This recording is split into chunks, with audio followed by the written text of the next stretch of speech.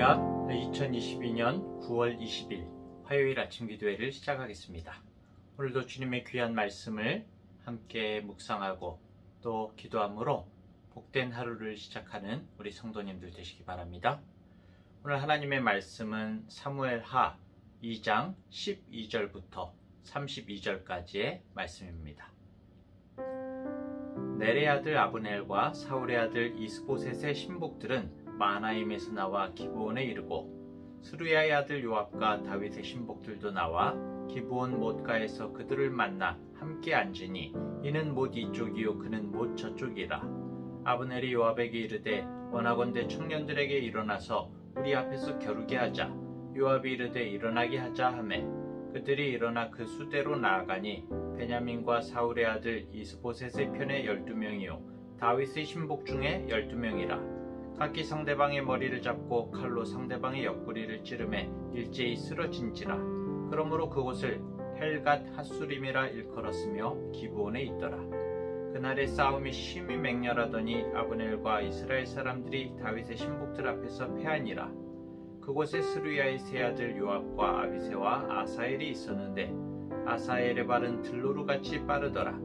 아사엘이 아브넬을 쫓아 달려가되 좌우로 치우치지 않고 아브넬의 뒤를 쫓으니 아브넬이 뒤를 돌아보며 이르되 아사엘아 너냐 대답하되 나로라.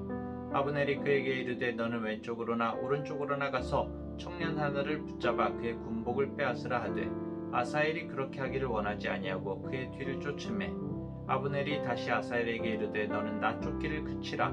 내가 너를 쳐서 땅에 엎드러지게 할 까닭이 무엇이냐. 그렇게 하면 내가 어떻게 네 형 요압을 대면하겠느냐 하되 그가 물러가기를 거절하매 아브넬이 창 뒤 끝으로 그의 배를 찌르니 창이 그의 등을 꿰뚫고 나간지라. 곧 그곳에 엎드러져 죽음에 아사엘이 엎드러져 죽는 곳에 이르는 자마다 머물러 섰더라. 요압과 아비새가 아브넬의 뒤를 쫓아 기브온 거친 땅의 길가 기아 맞은 쪽 암마산에 이를 때에 해가 졌고 베냐민 족속은 함께 모여 아브넬을 따라 한 무리를 이루고 작은 산 꼭대기에 섰더라. 아브넬이 요압에게 외쳐 이르되 칼이 영원히 사람을 상하겠느냐. 마침내 참혹한 일이 생길 줄을 알지 못하느냐. 네가 언제 무리에게 그의 형제 쫓기를 그치라 명령하겠느냐. 요압이 이르되 하나님이 살아계심을 두고 맹세하노니 내가 말하지 아니하였다면 무리가 아침에 각각 다 돌아갔을 것이요 그의 형제를 쫓지 아니하였으리라 하고 요압이 나팔을 불매 온 무리가 머물러 서고 다시는 이스라엘을 쫓아가지 아니하고 다시는 싸우지도 아니하니라. 아브넬과 그의 부하들이 밤새도록 걸어서 아라바를 지나 요단을 건너 비드론 온 땅을 지나 마하나임에 이르니라. 요압이 아브넬 쫓기를 그치고 돌아와 무리를 다 모으니 다윗의 신복 중에 19명과 아사엘이 없어졌으나 다윗의 신복들이 베냐민과 아브넬에게 속한 자들을 쳐서 360명을 죽였더라. 무리가 아사엘을 들어올려 베들레헴에 있는 그의 조상묘에 장사하고 요압과 그의 부하들이 밤새도록 걸어서 헤브론에 이른 때에 날이 밝았더라. 아멘. 오늘 본문은 다윗이 헤브론에서 유다의 왕이 되고 나서 처음으로 일어났던 이스라엘과 유다의 전쟁, 그 서막을 기록하고 있습니다. 본문에는 아브넬의 이스라엘이 먼저 움직여서 침공을 해온 것으로 이렇게 보여지는데요. 이스라엘의 적장인 아브넬이 군사들을 이끌고 기브온 못가로 진격하니까 다윗 진영에서도 요압을 선두로 한 군대가 나오게 되면서 마침내 기브온 못가에서 마주치게 된 겁니다.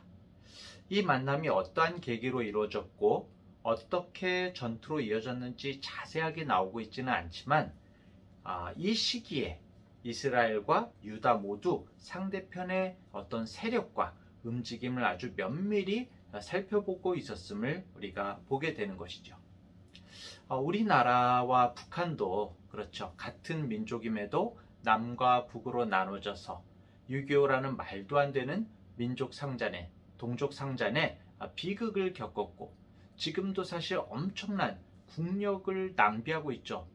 국력의 손해를 감수하면서 서로 날카롭게 대치하고 있습니다. 이스라엘과 유다도 마찬가지였습니다. 원래대로라면 지금 이스라엘과 유다가 뭘 하고 있어야 됩니까? 서로 이렇게 싸우고 있어야 하겠습니까? 당연히 이스라엘의 왕 사울을 죽인 공동의 적인 블레셋을 향해서 힘을 합쳐서 이렇게 복수의 진군을 해야 하지 않겠습니까? 당연히 그래야 되는데, 그런데 지금 이스라엘과 유다는 블레셋 같은 이방 민족들이 아니라 같은 하나님을 믿는 동족을 향해서 칼을 뽑은 거죠. 물론 오늘 이 사건이 다윗 왕의 의사와 또 명령이 담겨 있는 전투로 보여지지는 않습니다. 어찌 보면은 현장 지휘관인 아브넬과 또 요압의 돌발적인 부딪힘으로 생긴 그런 전투로 보여지는데요. 어쨌든 오늘 이 이스라엘과 유다의 이 자리는 하나님 앞에서의 자리가 아니라 권력을 향한 분란과 싸움과 미움과 시기와 불안이 가득한 자리임을 우리는 볼 수가 있는 것입니다.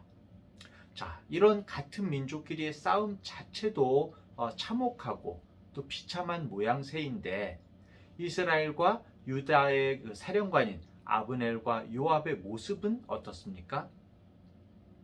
양편에서 젊은 부하들을, 청년들을 12명씩 앞으로 보내서 대표로 싸우게 하는 겁니다.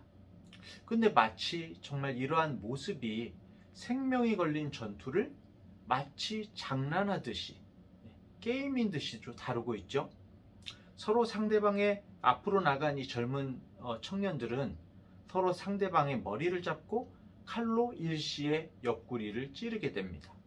그러니까 한꺼번에 일시에 24명이 죽게 된 거예요. 다 죽었습니다.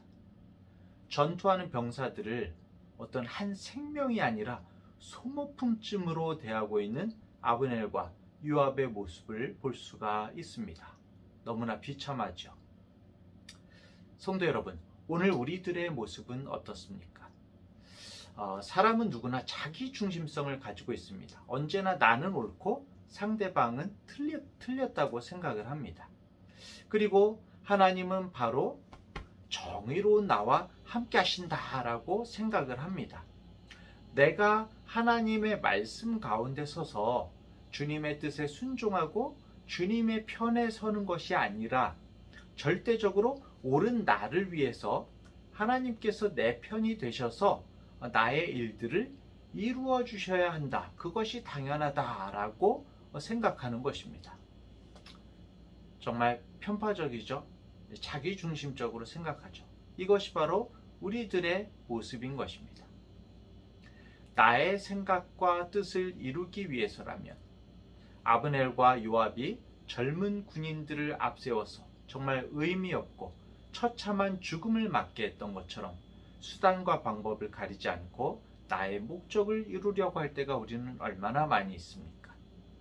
우리는 모든 삶의 문제들을 대할 때에 이것이 정말 하나님의 말씀 가운데 정말 주님의 기쁨을 위함인가? 아니면 나의 유익과 나의 만족을 위함인가를 성령께서 주시는 시선으로, 성령께서 주시는 관점으로 정말 자세히 살펴봐야 할 것입니다. 물론 왕권 체제에서 두 왕이 존재하게 되었죠. 실질적으로 두 왕이 존재하게 되었습니다. 두 세력이 때에 따라서는 크고 작은 분쟁이 있을 수도 있습니다. 하지만 이 본문을 읽으면서 우리가 살필 수가 있는 것은 그 어느 곳에서도 하나님의 때와 하나님의 방법을 구하는 모습, 하나님의 말씀에 귀 기울이는 모습이 전혀 없다는 것입니다. 그 누구 하나 하나님의 뜻을 묻지 않습니다. 기도하지 않습니다. 하나님의 일하심을 기다리지 않습니다. 어떻게 보면 가장 안타깝고 어리석은 모습은 하나님의 백성들이 하나님을 위해서 살지 않는 것입니다. 그렇죠? 우리들은 정말 구원받은 주님의 백성으로서, 이제는 주님의 소유된 백성으로서 순간순간 하나님의 말씀 가운데 그 뜻을 구하며 살고 있는지를 오늘 이 말씀을 통해서 우리가 돌아보기를 원합니다. 오늘 이스라엘과 유다의 이런 혼란 가운데에도, 이런 어지러움 속에서도 우리는 오늘 이 장면에는 나오지 않지만은 다윗을 살펴야 할 것 같습니다. 다윗 이 한 사람은 다른 삶을, 이런 정말 혼란 가운데도 다른 삶을 살아가는 모습을 보게 됩니다. 비록 민족들이 끼리끼리 욕망을 따라서 서로 죽이고 또 죽임당하는 허무의 시간 동안에도 다윗은 하나님과의 참된 교제의 삶을 살아가려고 노력하면서 또 어저께 이 사람들을 대하는 모습 가운데에도 관대함을 갖고 사람들과의 진실된 그런 교제의 삶을 살아가려고 노력하는 모습을 보게 됩니다. 비록 모든 사람들이 자신의 마음을 따라주지 않는다고 할지라도, 모두가 사실은 왕이라고 할지라도 모두가 왕을 따라주지는 않는다고 할지라도 하나님께서 하나님의 방법으로 이루실 그때를 기다리면서 살아가는 모습을 다윗은 우리에게 보여주고 있습니다. 그 결과가 바로 하나님의 마음에 합한 자 다윗인 거죠. 자, 오늘 말씀 마지막에 또 그럼에도 불구하고 오늘 친동생인 아사엘을 요압이 잃었죠. 아브넬에게 잃었습니다. 요압이 정말 고통과 상심 가운데에도 우리에게 그나마 보여주는 모습이 있습니다. 동생을 죽인 상대방에 대한 요압의 증오가 얼마나 큰지를 아브넬을 잡기 위해서 어떻습니까? 어두워질 때까지 쉬지 않고 쫓아가는 이 요압의 모습을 통해서 우리는 볼 수가 있죠. 그런데 산으로 피신한 아브넬이 휴전을 요청하니까 요압은 이 요청을 그대로 수락하게 됩니다. 사실 요압에게 있어서 어떻습니까? 아브넬은 친동생 아사엘을 죽인 살인자죠. 아브넬의 요구를 무시하고 전열을 정비하면서 해가 밝기를 기다렸다가 다시 공격할 수도 있을 것입니다. 그런데 요압이 아브넬의 휴전 요구를 순순히 받아들이고 있죠. 게다가 그 길로 헤브론을 향해서 되돌아가게 됩니다.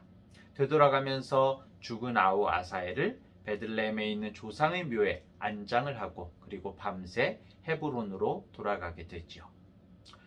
요압은 자기 자신만을 생각한다면 동생을 죽인 적장을 잡을 때까지 전투를 계속해야 마땅하다고 생각했을 것입니다. 이 부분에서만큼은 하지만 요압은 자기 자신만을 생각하지 않고 유다 전체의 안위를 생각한 것이죠. 이건 참 잘한 것 같습니다. 우리의 삶 속에도 이러한 일들이 비일비재하게 나타나죠. 나만을 생각한다면 너무나 원통하고 억울하지만 때때로 나의 감정대로 모든 것을 풀어버리고 싶지만 어떤 경우에도 내가 속한 가정 그리고 가정을 비롯한 우리 교회 공동체의 평화를 위해서 내 자신의 마음을 내려놓아야 할 때도 있는 것입니다. 우리가 바로 하나님의 자녀이기 때문에 모든 것을 알고 계시고 정말 우리를 가장 최고의 길로 인도하시는 주님을 우리가 신뢰하기 때문에 정말 우리가 지금의 현재의 이 순간보다는 영원 속에서 이 현재를 바라볼 수 있기 때문에 우리는 때로는 정말 억울하고 원통하고 슬플지라도 다른 선택을 할 수 있어야 하는 것입니다. 사랑하는 대학교의 성도 여러분, 그리고 기독학생연합의 지체 여러분, 오늘 하루 우리는 긴 기다림 끝에 정말 우리가 기대하고 기다렸던 것과는 다른, 나의 생각과는 다른 어떤 하루의 삶을 맞이할 수 있습니다. 또 아브넬이라는 어떤 기회주의자와 만나기도 하고 또 요압과 같은 단인한 한 사람 앞에 우리가 서게 될 수도 있습니다. 세상에 어떻게 보면 아브넬과 요압은 세상의 온갖 군상을 우리에게 보여주는 것이죠. 세상의 온갖 군상들과 우리는 마주칠 수 있습니다. 그때 여러분, 우리는 하나님 앞에서 어떤 마음으로, 누구의 모습으로 하루를 살아가시겠습니까? 아브넬의 모습으로 사시겠습니까? 요압의 모습으로 사시겠습니까? 아니면 다윗의 모습으로 사시겠습니까? 기도하겠습니다. 하나님 아버지, 오늘 주신 말씀을 통해서 저희들의 모습을 돌아볼 수 있는 은혜를 베풀어 주셔서 감사드립니다. 주님께서 주신 생명의 말씀의 능력이 오늘을 사는 저희의 삶 속에서 그대로 나타나게 하여 주시옵소서. 비록 우리가 기다리고 기대한 모습으로 다가오는 나의 삶이 아니라고 할지라도 오늘 하루 하나님께 묻는 삶을, 하나님 앞에 의뢰하는 삶을 포기하지 않게 하여 주옵소서. 나와 대척점에서 다른 생각을 갖고 있는 사람들일지라도 관대함으로 대하게 하시고 마음을 다해 축복하는 삶을 살게 하여 주옵소서. 억울함과 모든 고통을 주님께 내려놓고 주님의 때를 기다리며 하나님과 더 깊은 교제의 시간으로 만들어가는 참된 기다림의 사람들이 되게 하여 주옵소서. 성령 하나님께서 우리를 은혜로 진리로 인도하여 주시옵소서. 감사드리며 예수님의 이름으로 기도합니다.